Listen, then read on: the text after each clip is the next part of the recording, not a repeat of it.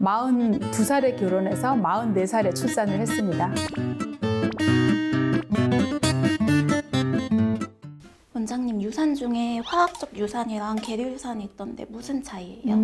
네. 화학적 유산은 말 그대로 화학적 임신이에요. 병원에서 확인하는 게 육모 성선 호르몬이라는 HCG라는 호르몬을 검사하거든요. 피로 혈액 검사를 하는데 이게 2000까지 올라가야지 초음파상의 아기집이 확인되거든요. 초음파로 진단이 되는데 그 사이에 200, 300 이렇게 올라가고 초음파에는 안 보이고 그러고 좀 있다가 생리하면서 이제 없어지는 거죠. 이 화학적 임신이 과거에 이렇게 혈액 검사로 임신을 진단할 때는 없던 병명이에요. 근데 시험관하기를 우리나라에서 하면서 그때 이제 처음 알게 된 거죠. 임상적으로 진단되되 초음파까지는 가지 않고 초기에 혈액 수치만 올라갔다 떨어지는 걸 화학적 임신이라고 하고요.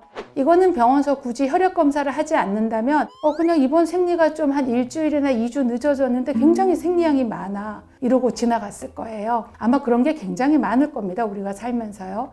이제 우리가 보통 알고 있는 계류 유산이라는 건 보통 사람은 임신 8주 전에 계류 유산이 많이 되는데요. 아기가 어느 시점에서 성장을 멈추는 거예요. 4주에 아기집을 확인했는데 아기집이 보이고 한 4, 5일 뒤에 난황이 보이고 또 4, 5일 뒤에 아기 심장 뛰는 게 보여야 되는데 그 시점에서 이제 멈추는 거죠. 그래서 아기집만 동그랗게 보이는 걸 고사란이라고 또 따로 분류하기도 하고요. 심장이 뛰다가 멈추는 경우도 있고요. 그래서 보통 임신 8주 전에 아기가 성장을 멈추는 걸 계류 유산이라고 합니다. 그렇게 해서 저희가 지금 구분을 하고 있습니다. 그럼 화학적 유산은 그냥 생리처럼? 네, 잘 모르게 지나가는 경우가 많을 거예요. 그럼 계류 유산은 소파술이 필요한 거예요?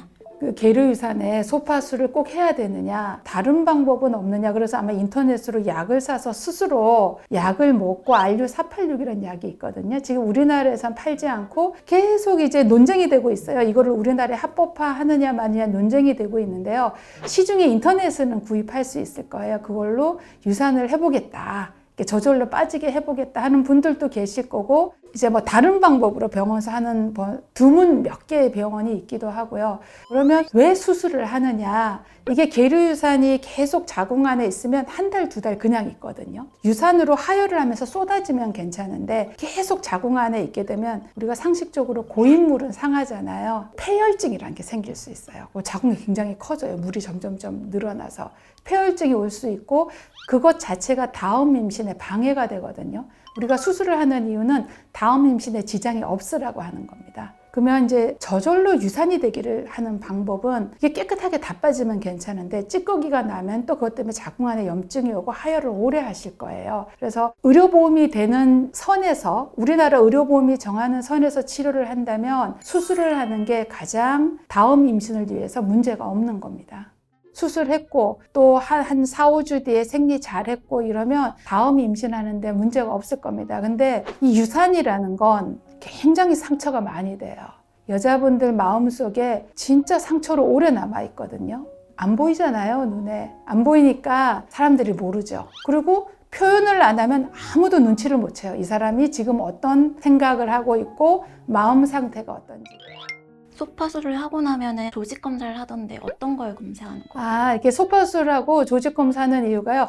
계류 유산인 경우에는, 만약에 계류 유산이 여러 번 되신 분은 그걸로 조직 검사를 하기도 하고 염색체 검사를 하기도 해요. 유산이 왜 됐지? 이유를 알아보기 위해서요. 근데 그러지 않고 보통은 하는 이유가 포상기태 임신이라는 게 있어요. 이제 포상기태 임신일까봐 확인하기 위해서 하는 건데요. 이 포상기태 임신이 요즘은 굉장히 많이 줄었는데 과거에는 많았어요. 이 포상기태 임신을 하면 1년간 임신 안 해야 되거든요. 다음 임신에 또 반복될 수 있어요. 이게 이제 태반의 질환인 거예요. 태반에 병이 생겨서 아기는 안 생기고 태반만 계속 자라거나 아기 일부에다가 태반이 이상하게 자라는 병인데요. 그것 때문에 보통 계류 유산은 조직 검사를 하는 겁니다. 확인하기 위해서요.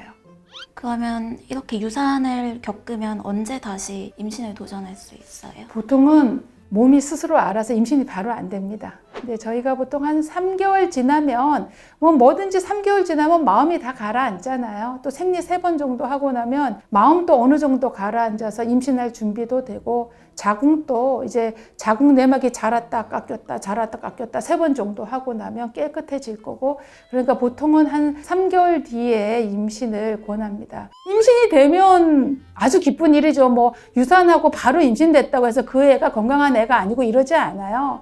걔가 건강하니까 임신된 거거든요. 아주 좋은 일이고 그러면 이제 그 기간 동안 이제 3개월 정도 어떻게 하느냐 걱정이 되면 간단한 피임 방법 하면 됩니다. 그때만 뭐 콘돔 하시든가 피임약을 젊으신 분이면 잠깐 드셔도 뭐 의사와 상의해서 드시는 것도 괜찮고요. 피임을 걱정이 되면 하시면 되죠. 근데 의사들이 꼭 3개월은 피임하세요 이렇게 얘기는 안 합니다. 그냥 보통 한 3개월 지나서 임신하면 될 것 같아요 이렇게 얘기하죠.